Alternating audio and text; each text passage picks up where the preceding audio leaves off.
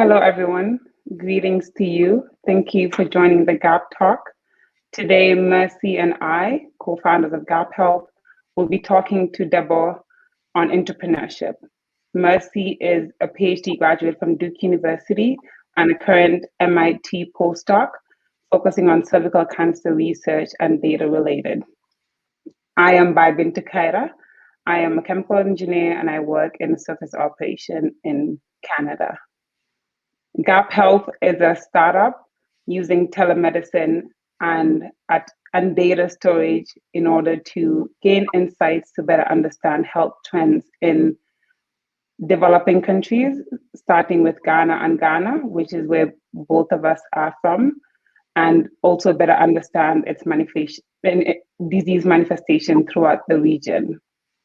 With the telemedicine portion, we plan on having qualified, verified health providers to provide care to the platform, and this would be done through SMS, video call, and voice call.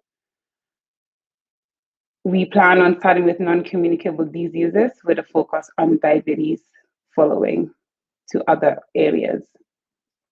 So I'll pass it on to Mercy, and she would introduce our speaker today. Hi, everyone. Thanks a lot for joining us today. So just some background on Debo. He is a serial entrepreneur based in the Silicon Valley. He has founded 2 companies and was the founder and chief technology officer of Gixxer. And Gixxer was a company that connects, is a company that connects companies to tech teams all over the world and has clients such as eBay, IBM, and MasterCard. He was formerly a PhD candidate at Cornell University, where he was lead researcher on a project to build the world's first electronic silicon laser, which he left to form his first startup, Gixxer. So that was really incredible. Debo, in addition to all his entrepreneurship work, advises startups and also helps young founders such as us. And we are really lucky to have him as an advisor of Gap Health. So, Debo, we are excited to have you, and thanks for joining us today. Thank you. Yeah, great. Thanks for the introduction. Great to meet everybody. Yes. So I guess we can get the ball rolling with the first question. So can you share with us a bit about your background growing up in Nigeria and how that has influenced your journey to this point as a serial entrepreneur?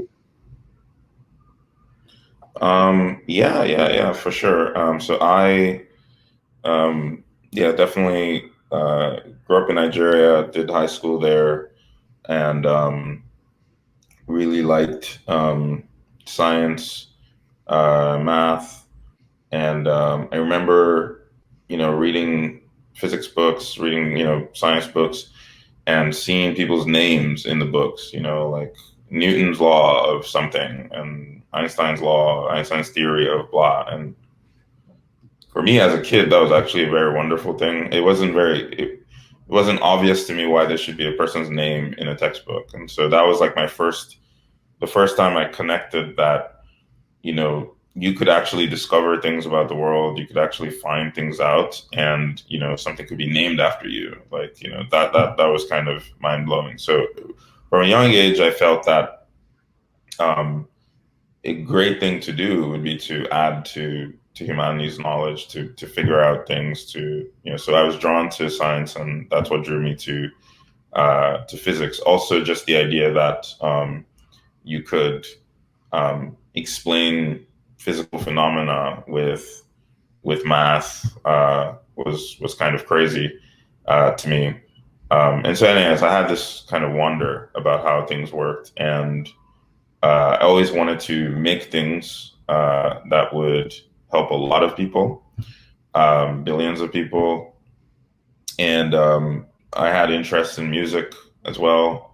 So I was actually a musician on like radio and stuff for a little while, but I kind of looked at, and music helps billions of people too every day. But I don't think anyone's walking around right now wondering, oh my God, where's the Debo rap album? There's a lot of rappers out there. There's a lot of musicians out there. So I don't know. it felt to me that with technology and science, it's not so much that something happens because you're so smart. I mean, smartness helps, but it's also that like something might not happen. It's that you care a lot about something, so you make it happen. And so that thing might actually not happen if the person didn't push for it.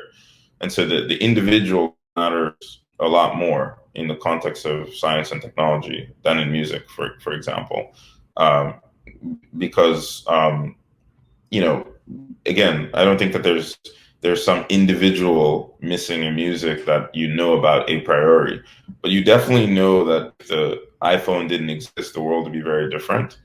You also know that, sure, you might have got the iPhone years later, but you probably needed a Steve Jobs to make it happen. You probably needed a Satoshi Nakamoto to make Bitcoin happen. Nobody was thinking to make a cryptocurrency, um, and then this person or group of people or whoever it is came up with it. So it felt to me that technology and science were an area where, if I just cared enough about something, if you care enough about something, you can actually make a pretty big difference.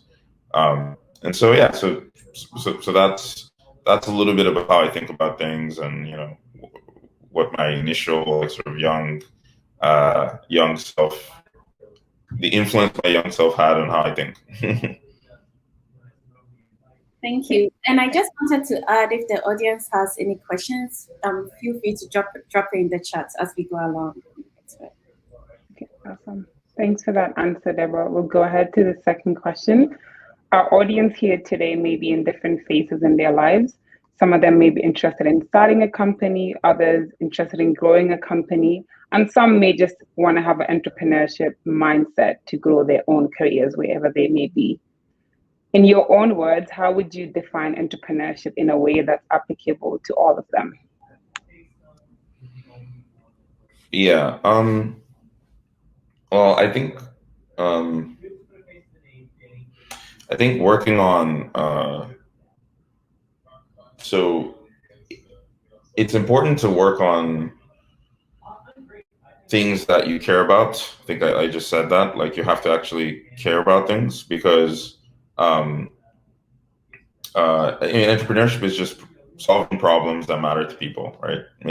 Solving problems that matter to people, and sometimes you do that for profit.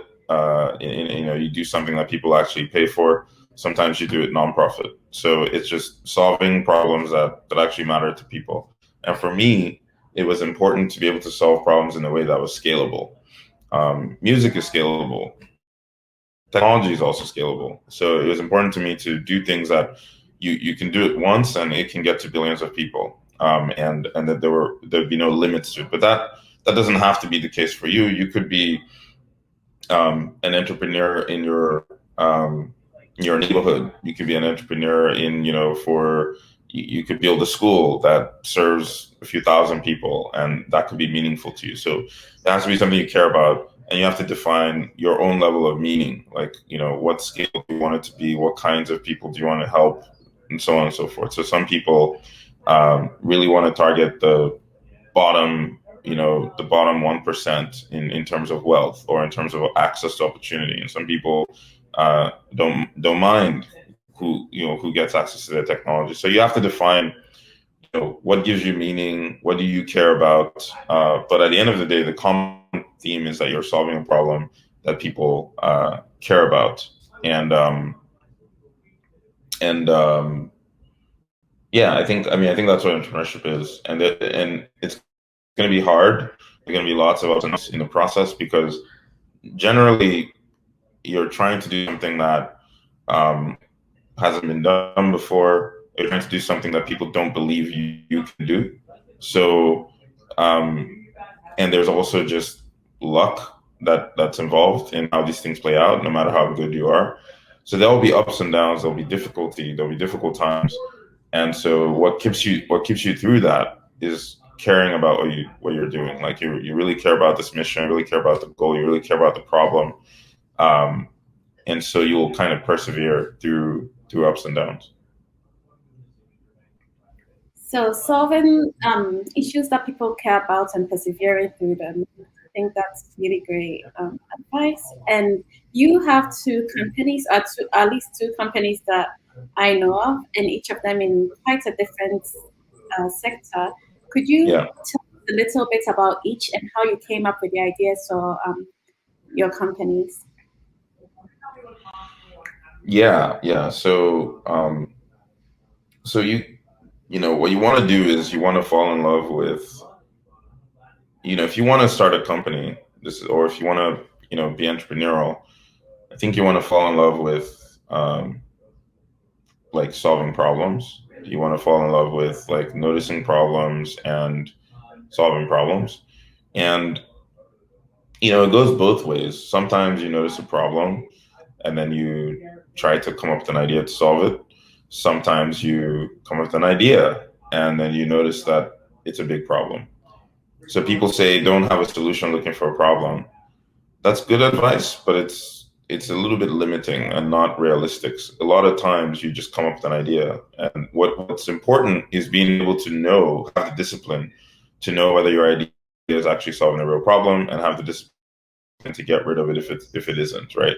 And by the way, sometimes it's fine to just do things for fun, right? It's fine to just play around and say, oh, I want to work on this project for fun. I want to work on this project because I'm going to learn something.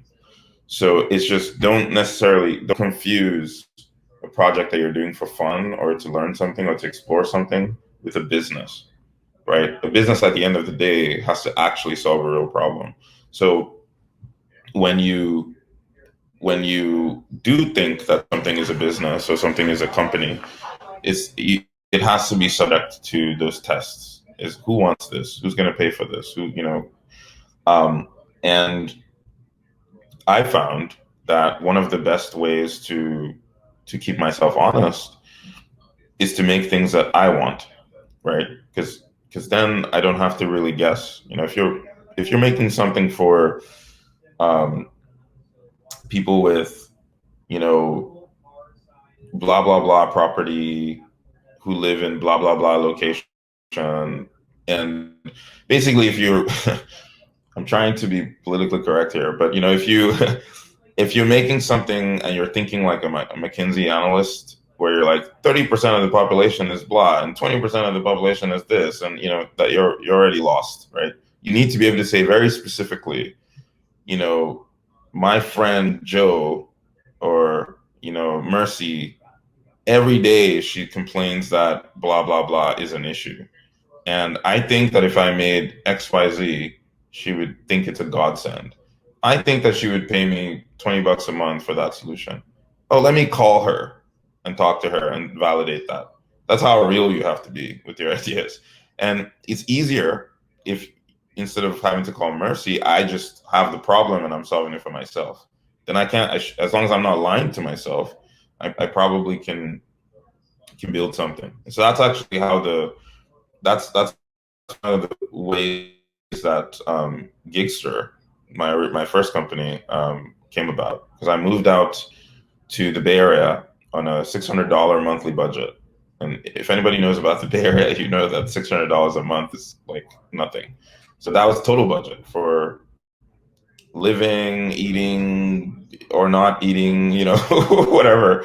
And I figure like, well, this is clearly not my market value. I could go get a job somewhere, or I could, but I don't want to do that because I want to work on a startup. Okay, I could consult, I could contract. Well, how does that work? How do you actually contract? Do you go on Craigslist? It seemed complicated.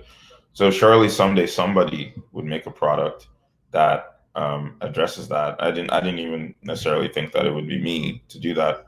And then I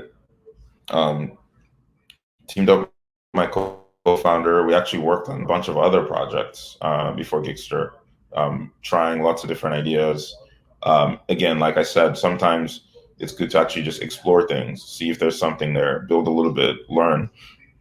We did, over 20 something projects in the course of a year, a little over a year, just exploring, until we kind of came back to this idea, and nobody had built it, and I knew that it was something that I would use.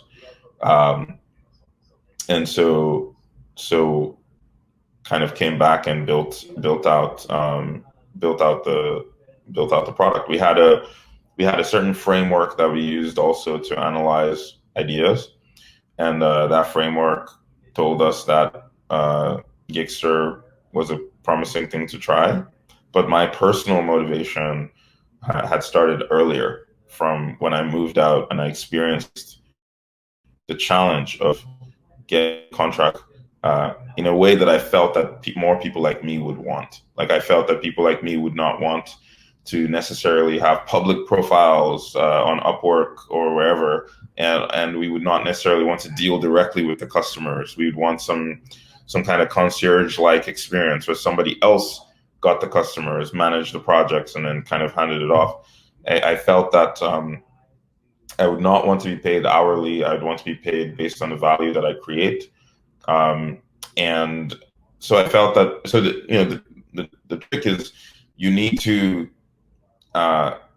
so, it's good if you solve your own problem, but you can't be so weird and unique that there's nobody else like you, right? Because then you're building a startup just for yourself. So thankfully, I had the feeling that I was not the only engineer who thought that way. There must be many other engineers. And the insight is that even though everybody always says that there are not enough engineers in the world,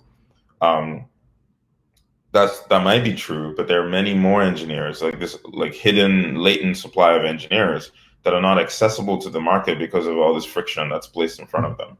And so you could actually boost the number of engineers accessible to the world if you just removed a bunch of the friction that allowed them to raise up their hand and say, yeah, I'm available. And, it's just like, we didn't know that we had this many taxi drivers before. We thought that we had very small number of taxi drivers, until somebody made an app that allowed anybody to become a taxi driver. All right. And you have Uber, you have Lyft. That's all that is. Right. So it's a similar idea. And but it really started, like, a lot of the conviction from my perspective really started from knowing that it would be something that I would use personally. Right. So that's the origin of Gixxer. And the other company, which is Stealth, I can't talk too much about it, but I can say that that's more related to things I did in my PhD, more physics related. And so sometimes you just, you have domain expertise in an area, you kind of know about an industry, and you know what the big problems are. And you have background, you have a team, you have co-founders that are also experts in the area.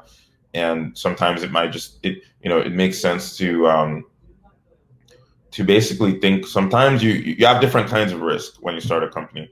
Sometimes you might have technology risk. Sometimes you might have a market risk. And there are other kinds of risks, but those are two primary risks. And market risk means that you don't know if people actually want what you're making, or you don't know how big the market is, or, things like that. And Gixxer is more in that category, where it's not like you're building a rocket. I mean, it's very hard to build a marketplace. It's very hard to build the systems and stuff, but you know that you can build it if you try hard enough. And what you don't necessarily know is, will customers be okay with freelancers working on their projects? Will teams that you put together for the first time, who've not seen each other before, will they work well together? How much can you scale such a marketplace? How many engineers can you get before you run out? Blah, blah, blah. These are all market-related questions. But on the other hand, you can have a company, like, let's say you're trying to design a drug for cancer or for COVID.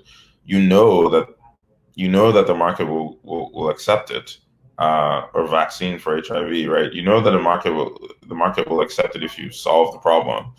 You don't necessarily know that you can solve the problem. So it's more, you're taking more technology risk. So this second company I'm working on is more like that, where you know that if you solve the problem, you'll be making a big impact. But solving the problem is very hard, and so you have to get the right team. You have to set milestones appropriately, and so on. So I'd say first is more, both are personal experience, but one is more like trying to make something that I would want, and then the second is more knowing what is needed in the industry, and using my domain expertise and my co-founder's domain expertise to venture out and build a company. talking about risk, it does segue to the next question where we talk about the risk you took or seems to others as a risk of ending your PhD from Cornell and deciding to move to the Bay Area to start your company Gixxer, which you already talked about. How did you make the decision, and can you share tips on how to know when to change directions?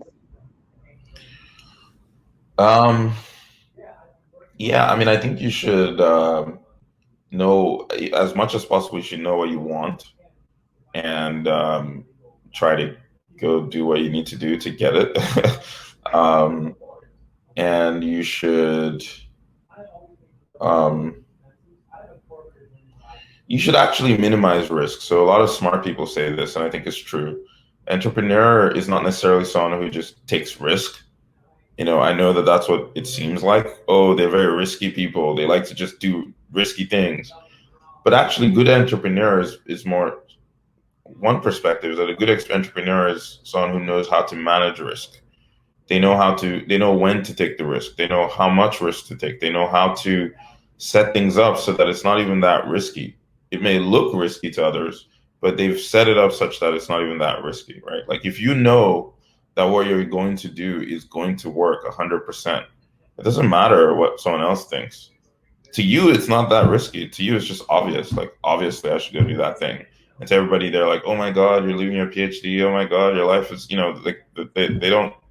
You need to be convinced that you're managing the risk. There'll always be risk. There'll always be a feeling because it doesn't matter what people think, right? So you feel some pressure, but you need to feel like you have managed the risk. So for example, I believe that the Dropbox founder, um, you know, before like quitting and going all in on Dropbox was, had a job. It was like had a day job that was paying him a good salary and was working on his ideas on the side, right? And so that's a good way to hedge, right? Where you say, okay, only when I see certain milestones, those milestones don't need to be super advanced, but when I see one and two thing one, thing two happen, then I'll quit my job.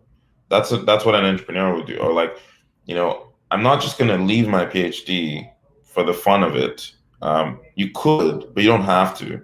You could instead say, I have these ideas. What I want is to start a company, and or what I want is to be an entrepreneur, or what I want is to solve this problem. Um, if I see phase one and phase two of this problem solved, cheaply with my nights and my weekends, then I'm going to leave my PhD. And you may still need the courage to do it.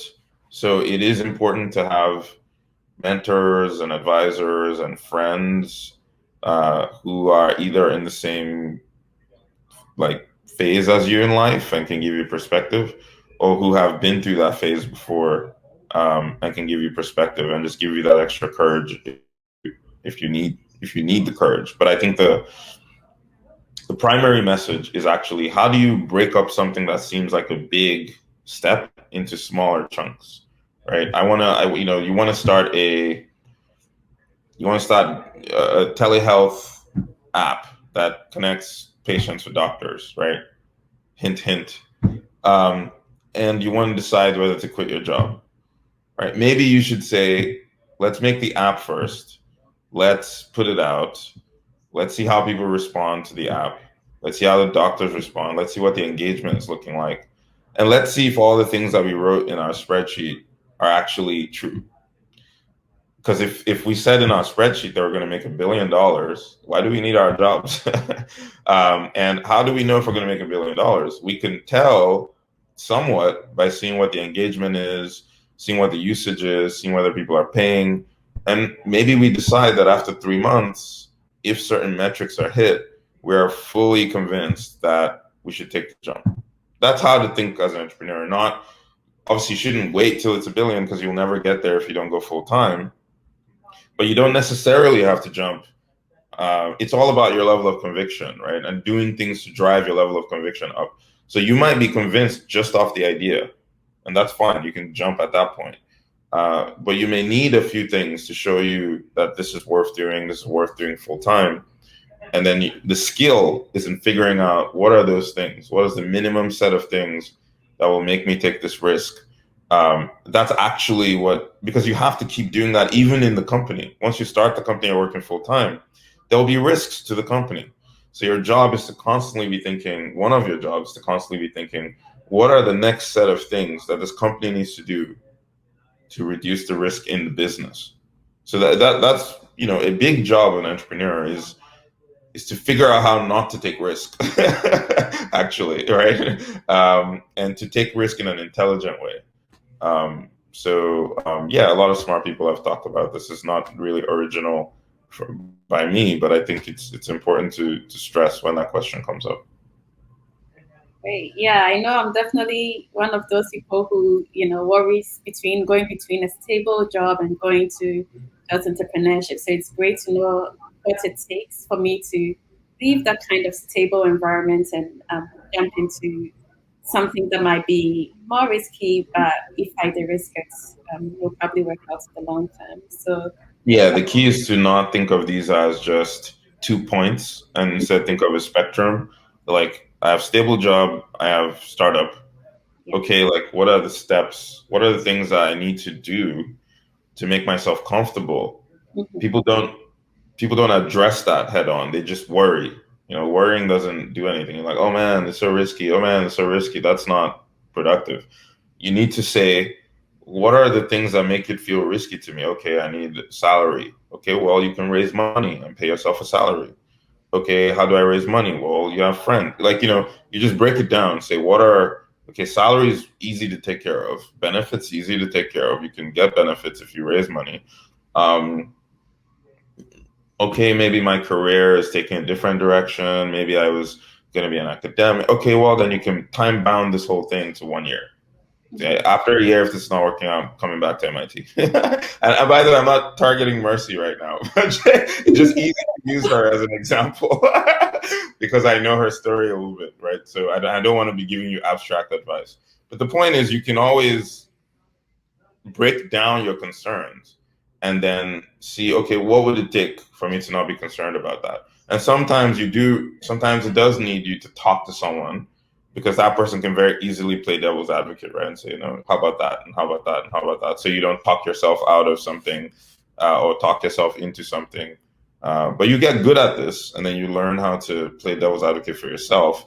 And because you need to be able to do that as a founder of your own company.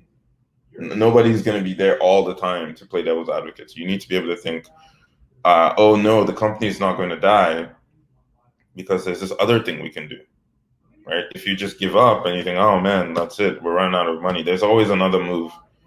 If you have the control, if you're running your own company, you have the control, there's always another move to make. And once you decide that that's what you want, right? So if you start from the premise that what you want is to be an entrepreneur, then there's always a way to make it happen. And the job is to think, what are the things I need to do to get myself convinced, to get myself comfortable? And you'll never be 100% convinced. So there's definitely a piece of it where you have to take a leap, but you can make that leap much more comfortable and much more like, deliberate than often where people start from. Thanks a lot. And I guess it kind of related to that. Can you share some of what went into like making your company successful? So, like in terms of advisors you had or co-founders or pitching your ideas, what do you think got it to a place where, Gixxer is now a $1 billion company? Well, Gixxer is not a $1 billion company. I think there's a article saying that it's on track to being one or something like that. So I guess like broadly, I wouldn't necessarily speak about making successful companies yet. I mean, I think that the journey is on. The companies are still on their journeys. Well, I can say what I've learned in building companies and growing them. I've definitely grown companies to in stage to, from early stage to mid stage, slightly later stage. So I can tell you what I've learned in that process, and what's worked, and what doesn't work, that kind of thing. So I think that the people you start companies with, this is like where you need to start, right? Like you need to work with great people and people that you like love working with, right? The all you have is the team in the beginning. You may think that you have some great idea, but the idea can change, market can change. Like imagine that you had a travel company in March of 2020. Do you think that you'll still be working on a travel company in April? Probably not. You'll so if you have a team that's great, and if you have someone you really love working with, regardless of what you're working on, you'll just change your idea. You work on something else. Unless you really love travel and you want to wait like 2 years to try again. But if you don't really work well and it was all about the idea, you'll just break up and, the company is dead, like just like that. So having someone you really love working with, that you really respect, that is great, having a team that's great, that's super important. And as that team grows from 2 to 3 to 5 to 10 to 20 to 30 to 50 and so on, it becomes more complicated to make that group work well together. So initially it's about like the quality of the person, the quality of your relationship with them, your openness, your transparency, your values, how you interact with each other, how you complement each other. But as you grow, all those things remain true, but it's now for a whole team or a whole company. And then you hear people talk about culture a lot. You hear people talk about values. But ultimately, it's about how's the team and the company working together. How well are they working together? And it all starts there. You can't have politics. You can't have silos. You can't have all these things that tend to get worse as you get bigger. You need to fight against those things to keep the nimbleness, the agility, flexibility of a startup. So having the people be great and having the teams work well together. I mean, it's like a very long topic. I can't tell you exactly how to do that in 2 minutes, but I can tell you that that's the reason your company is going to succeed or fail is the people first before the market and all the other stuff. And people are in different camps about this, but I'm very convinced that the people are the key. And then I think, just in terms of practical advice, I would say surrounding yourself with great advisors, surrounding yourself with like great peers. You can't do this alone. You can be a solo founder, but you can't go through the journey alone, right? It's too hard. And you don't know enough. There's always something you don't know, right? So finding people who are smarter or more knowledgeable or more advanced or even just at the same level, even just for emotional support, is critical because simple way to think about it is a lot of what you have to do is just make decisions, make good decisions. You just have a set of decisions, I to N, over the period of your company's life that you have to make. And the more correct ones you make, the better the outcome of your company. And you're not going to have the answer to all those questions. You're not going to know the answer to all those decisions. It's impossible because by nature, if your company is working, it's getting bigger and bigger, and you're now starting to do jobs you are not qualified to do. So you have to learn on the job. And so for every question you have, there's 7 billion people in the world. It's very likely that for any question you have, there's somebody out there who knows the answer. And so the more coverage your brain trust has, and the more you dedicate to learning things and learning from people, the more likely you can increase the odds of your company succeeding, right? And all this stuff is easier said than done. You just have to go out there and actually do it. But But even the second thing I said is people related. So I think that's my that's my message for the day. All the other stuff you can read in books, you can watch videos, you can market, defensibility, all that stuff. It's great, but the one that like is actually going to make your company succeed or fail is that person that's going to pick up the phone at 3 a.m. in the morning because you said something was urgent or something was like making you freak out, and they talked about it for 2 hours with you, or that one person that made that key introduction that allowed your company get its first customer or allowed your company get the biggest customer. That's what's going to change your company.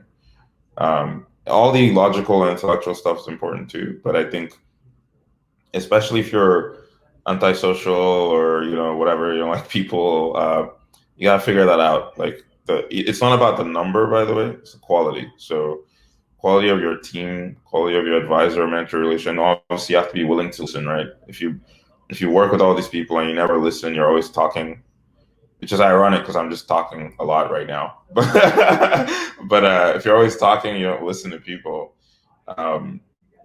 Doesn't help either. But having the right people on your team, right people on advisor as advisors is probably the biggest lesson I can impact to you, because whatever it is you're doing wrong, you can always go like hear about it from the people that you share what you're doing with. And so that is a shortcut really to the answer of like, what should you do? Well, just ask somebody. and obviously learn, watch videos, read, talk to people, learn, improve your own ability. That's the whole point. But it's very underrated, and people love to share their experiences. People love to pay it forward.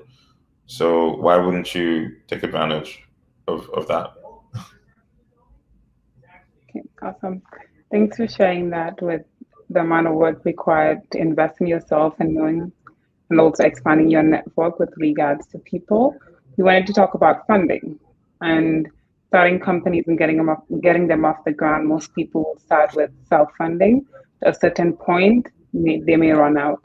So what has been your funding process, or can you share some tips on that?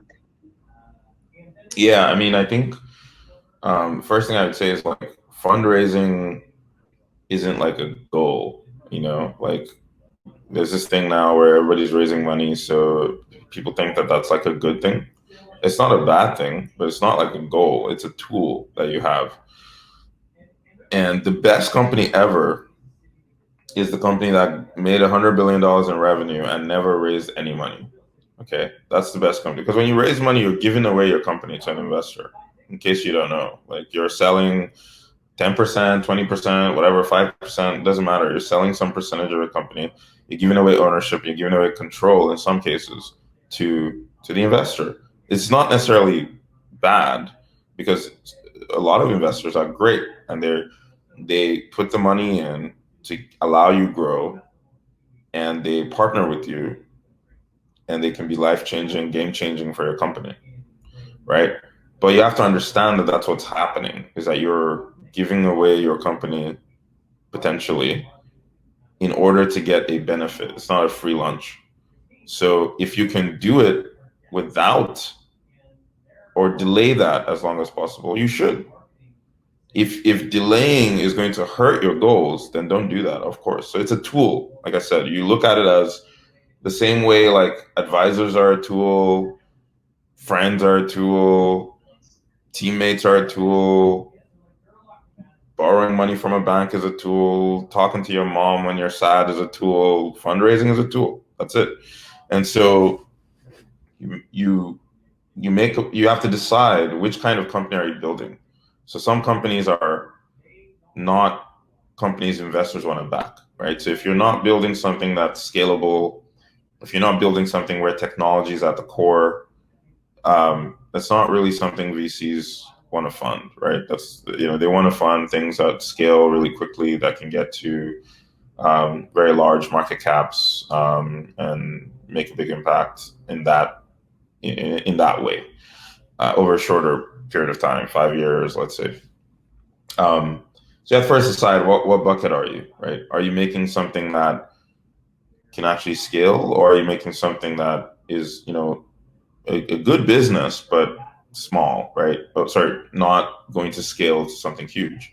If you are in the bucket of something where you want to make something that's scalable, reaches a lot of people, or it's, very, technology is at the core, software is at the core, then, um, then VC is the right path for you.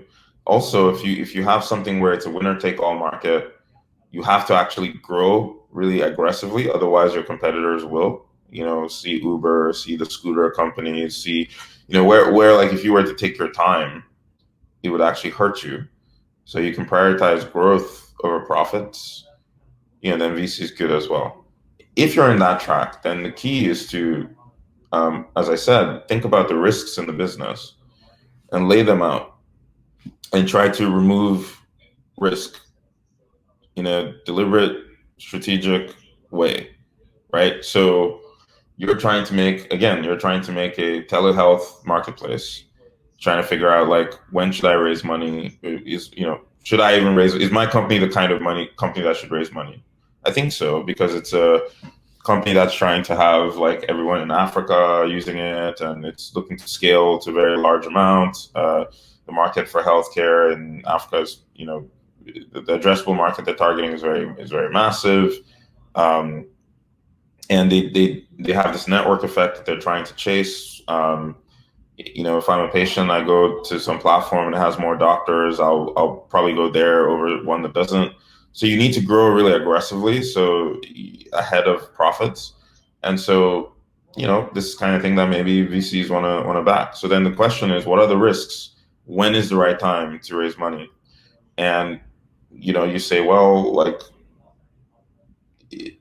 do people really want this? Aren't there already things doing this? That's the first risk. Like, is there a market for this? And do you have a product that market actually wants? So product market fit. So you should build something. You should do your interviews, get a beta list, get a sign up list, convince yourself that people want it, build a prototype, put it out there, get people actually using the technology, validate like what you can about your business model. And once you have this kind of product market fit validated, then maybe you want to invest more in the product and make the product deeper, and scale it out to more users. And so each of those phases may need funding. If you can self-fund through the first phase, that's great.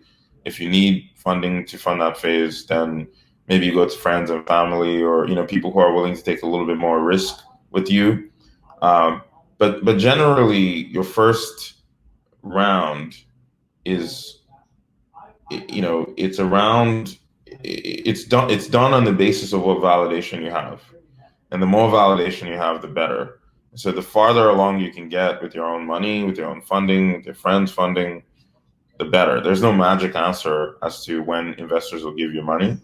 It all comes down to the story you're telling and how believable it is. And your story is much more believable the more evidence you have, the more traction you have, the more you've actually done. But generally, you're looking for, do people want this? Do I have something that I can give to them? Have I built it? Does that thing scale? Can that thing make money? Is it growing? And you want to basically sequence your fundraisers, sort of answer each or all of those questions, right? So, but the moral of the story is, do as much as you can, make as much progress as you can with as little funding as you can get away with, and think critically about what is the next risk to remove that makes the next set of investors fund my company. So, you could today go to an investor and say, I just have this idea right now, and this is what I'm thinking of building first.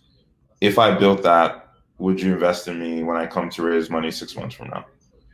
And they'll just tell you, no, you're thinking about it completely wrong. I don't care about that at all. What I care about is, this competitor is going to crush you, and I need evidence that that's not the case. Or what I care about is that, you don't have the CTO that I think you need. And if you hire the CTO, then I'll invest, right? So thinking about those milestones that actually unlock the funding is pretty, it's like an underrated thing. A lot of founders don't do this. They just come up with whatever idea they think is going to be valued by investors, and then they try to raise their next round, and the investor is not impressed. Even though they've done a lot of work, they haven't necessarily addressed the risk that the investors perceive in the company.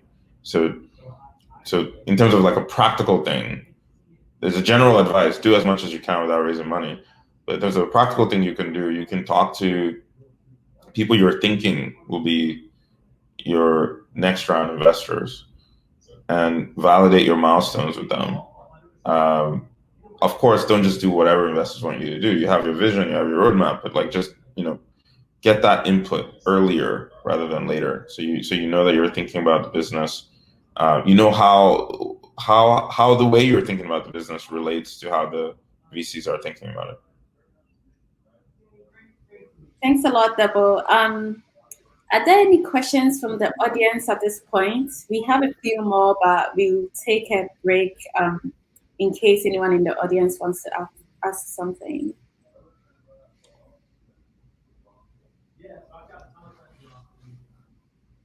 We'll just keep going with the question that we have, and then we'll take the question when they come up. Okay. Yeah. So just, I guess that's great. But we also saw that you went through the Y Combinator program, which is one of the leading incubator programs for companies, really highly selective, and has spun out like companies like Airbnb and yours, of course. And I'm sure a lot of our audience is as curious as I am. What made you successful in applying to that program? And how did that program influence your journey, or did it at all?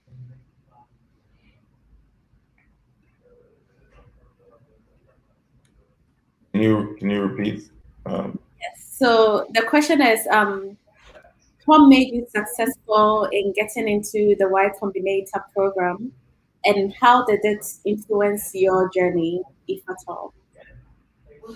Yeah, I think that, so Y Combinator, you should think about them as part of they're an investor, right? So you should think of them, they're more than just an investor. They're also a community of alums. So they're kind of like an investor, but they're also kind of like a college in a sense. There's an alum, there's a network, there's community, there's advisors and all that. But fundamentally, they're an investor. They give you money and they get some equity in your company, in addition to all the additional value that they provide. So the advice that I gave about investors applies to IC as well. It's just how much progress have you made on a real business, right? And so in our case, I think, and then what is the quality of the team? So my co-founder had actually previously sold a company to Zynga, and Gixxer had already launched and had already had real revenue. I was doing well when we applied. So I think that just you don't necessarily have to have sold a company to get into IC. That's not what I'm saying. But maybe you should be launched, maybe, or at least have some, the more progress you have and the more you can show that the team is high quality, and the more progress you have on addressing a real problem, showing that you're making something people want. This is a OIC kind of saying, make something people want. It sounds so stupid, sounds so simple. Of course you should make something people want. You'd be shocked how much people don't do that, because it's actually hard to make something people want. It's hard to discipline yourself to check, is this thing I'm in love with actually something people want? Because you get so attached to your idea, it becomes your baby, and then you forget, actually, nobody cares. They only care if they care. If they don't care, they don't care, right? And you have to find out. So I think having a business that was already running definitely helped. And YC was absolutely very helpful. the people who have like recommended to get into YC or who like I've chatted with about YC, they're like, oh, should I go in? Should I do it? I'm confused. I'm like, do it. That's always my suggestion. Like, don't think about it too hard. If you get into YC, I recommend that if you were in the position where you applied in the first place, you probably should do it if you get in, because the net benefit of having such a community, of having great access to great investors, especially if you don't have a network, is much higher than whatever cost you might perceive in terms of equity that you give up or whatnot. NYC is expanding very, very, very, deliberately into, more international companies, different domains, bio, deep tech, whereas, 10, 15 years ago, it was pretty much just a very small number of companies all doing software, right? So, and a certain type of software. So, so I think it's net very, very net positive in terms of getting a network and getting access and getting good advice. You certainly get out what you put in. So it's not like you get plugged into IC and magic just happens. You have to work for it. You have to meet the right people, ask for the right advice, use the office hours that you're provided. You make the most of the experience, but certainly the environment is such that for first-time entrepreneur, early in your career, looking to break into startups, it's certainly the best accelerant, and it was for Gixxer for sure. Yeah, thank you, Debo, for that question. So we'll take one of the questions from the audience, and it reads, what are some of the things that could make you a good choice for investors, as in things that make you stand out to them? Or it could also be, why would you invest in a company for your own self? What are some unique things that make you a good choice for investors? Things that can make you stand out to them. Yeah, or maybe you can also why would you? Yeah, like I said, I think it. At the end of the day, the investor is looking to answer whether this thing is going to be a great business, and so one of the best ways to know if something is going to be a great business is if it's already a great business. Then I don't have to do any work. I could just put my money in and it grows, right? So I'm saying that a little facetiously, but I'm saying that to mean like the best thing you can do is to just go make progress so that you don't walk in with just an idea. Well, if you're a very compelling founder, which means that you have a lot of domain knowledge of I just trust that you know what you're talking about, right? Like I trust that you know this field, you know this problem, whatever it is you're solving, you know this problem, which again, is greatly enhanced if you're solving your own problem, right? But it doesn't have to be the case. You could just be a domain expert in the field. So the investor does need to be impressed and excited about the person and the team, in the sense that they feel that they work well together. They feel that they're very qualified to solve the problem. But if you're so qualified and you work so well together, why haven't you done anything? Like that's a red flag. So I think making a lot of progress is, by far one of the sort of top things you can do to stand out on a small budget, right? If you have $1 billion, you better make a lot of progress, right? But if you have $1,000 or $600 a month and you're able to turn that into a lot of progress, that's extremely impressive, right? And the way to do that, a lot of people think, oh, I need $1 million so I can do this. I need $500,000 to do. You'll be shocked what you can do with a spreadsheet. You'll be shocked what you can do with just email. You'll be shocked with what you can do with just hacking things together, just to validate the core premise of what you're trying to do. Go read the story of Airbnb, right? The Airbnb founders, you might have heard, they made cereal.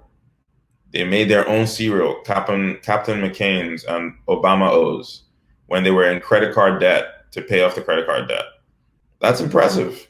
Like, they didn't go raise money. They just sold cereal. So if I hear, and that's actually the reason they got into YC. So that's a good one, right? The YC didn't necessarily like the business idea, right? The idea that you would rent your apartment to a stranger, it just seemed crazy to YC. And they'd made some progress, I think. I think that they had already rented some rooms and things, or they'd done some stuff. But it's not like their business was blowing up or growing so fast. And so they were skeptical. But when they were leaving, they said, we made these cereal boxes. We made these cereal. Would you like some? And they gave them out. And then the partners looked at it and like, oh my God, like, you guys will do anything to stay alive. Like, you guys are like cockroaches. So just for that reason alone, you're getting in. So if you want to stand out, you want to show that the two things. You want to show that the team is just that you're just gonna do whatever it takes. You're great. You know the area. You know the subject. You're gonna do whatever it takes, and you've made a lot of progress on a problem that is going to be a big one. Yeah, I think there's a lot of stuff online about how to pitch investors and stuff, but I think if you have a great team and that team is willing to go the distance, and you made a lot of progress on the right things, you have a good shot. You're already ahead of like 90% of people who pitch investors if you have those two things. Yeah, thank you for that. I'm sure there's two takeaways. Make sure you can show that it's going to be a good business, because people want to put their money in something that's going to be successful, and you'll do whatever just make progress. Successful. Make progress. Do what have you done today? In Gixxer, one of our values was do it today.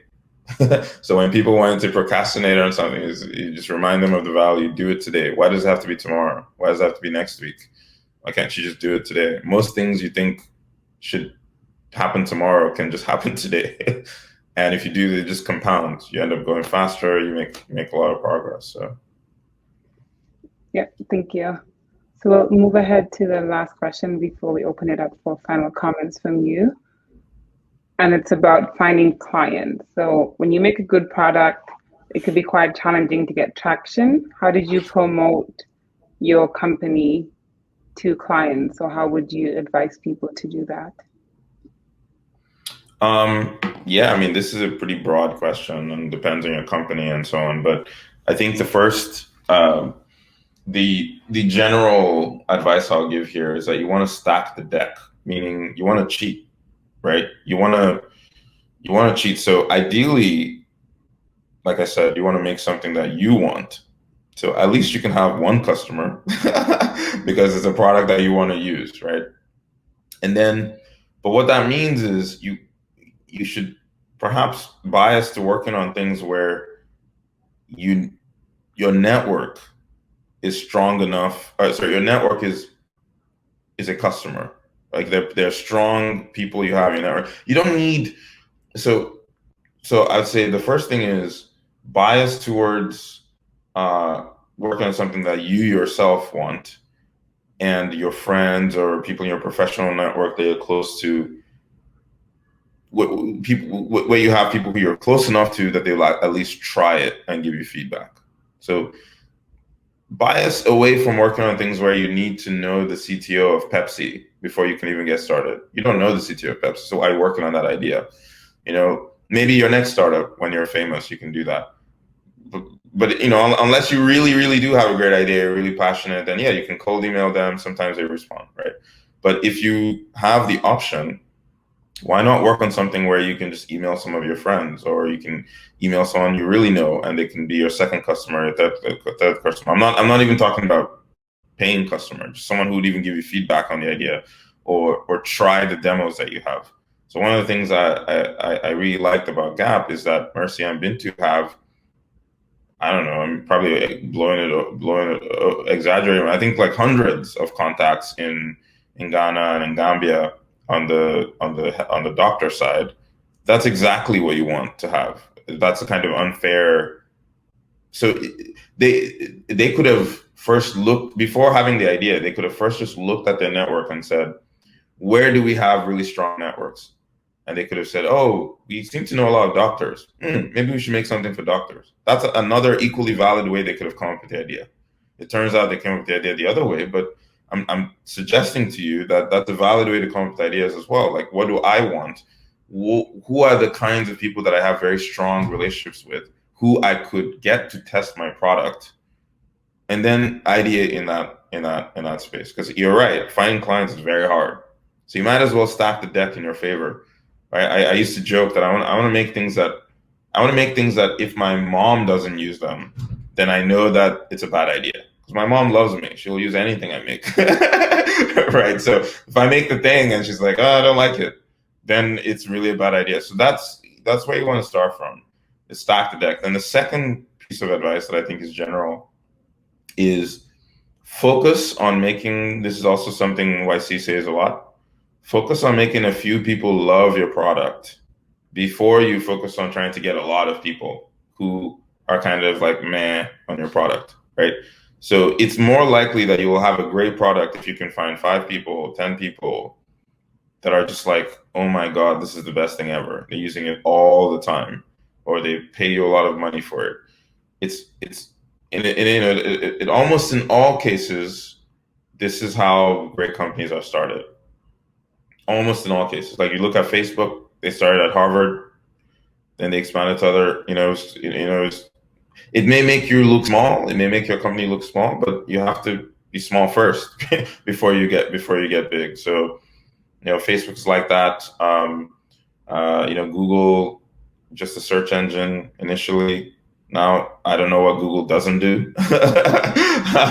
So and they actually just started on Stanford's campus as well. Just like, just started a thing there, just index some things on the web, and it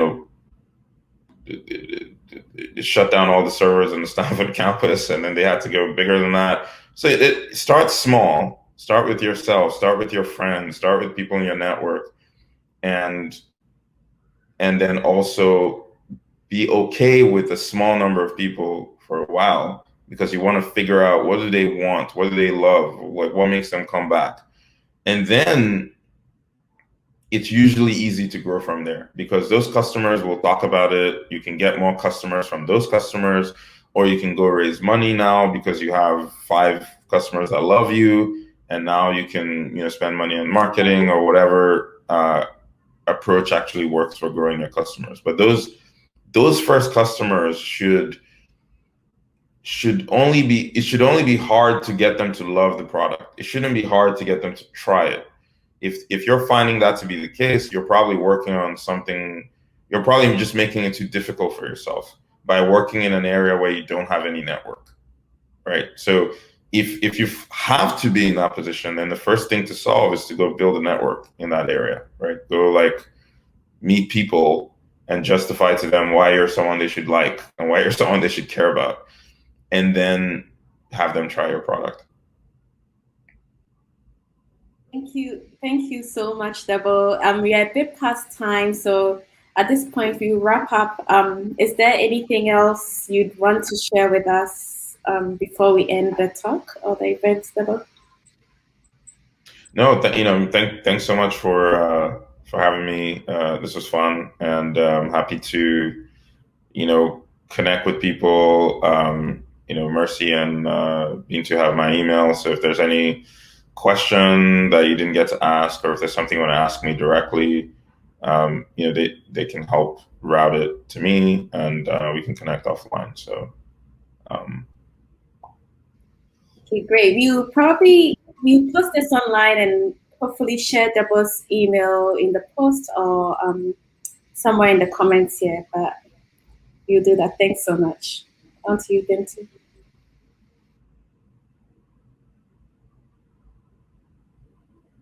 I'm on mute. Thank you, everybody, for joining. It was a pleasure having you.